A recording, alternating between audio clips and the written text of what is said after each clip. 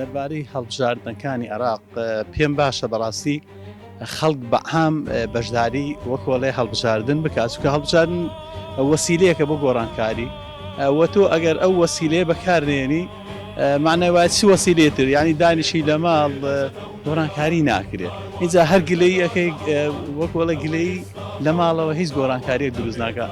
ئەو نیم سەعاتە بڕۆ قەناعەتت بە چێ هەیە، خەڵکی باش هەیە، وەکۆڵێ بینێرە بیکە نوێنەری خۆت بینێرە بۆ بەغدا، ئەو وەختە وەکۆڵێ مرتاحەبی گلەییشت نامێنێ. بەڵام ئێستا تۆ هەر گلەیی بکە هیچ گۆڕانکاریەک بە گلەیی و گازەندە و وەکۆڵێ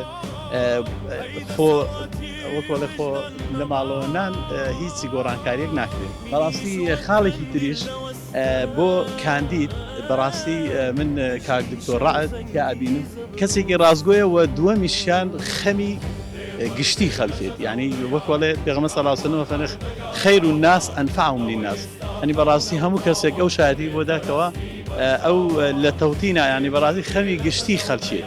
ئەوە خاڵێکی گرنگە خەڵک بەڕاستی بۆ چاوەسەیر بکە ئەمە خەمی گشتی خەڵکێتی، بۆیە من پێم وایە سەرکەوتوو ئەبێ ئینشاءڵڵا و ئەچێ کاری باش شەکا لێ و خی گەورە سەرکەوتوویکە ئینشاءڵڵا.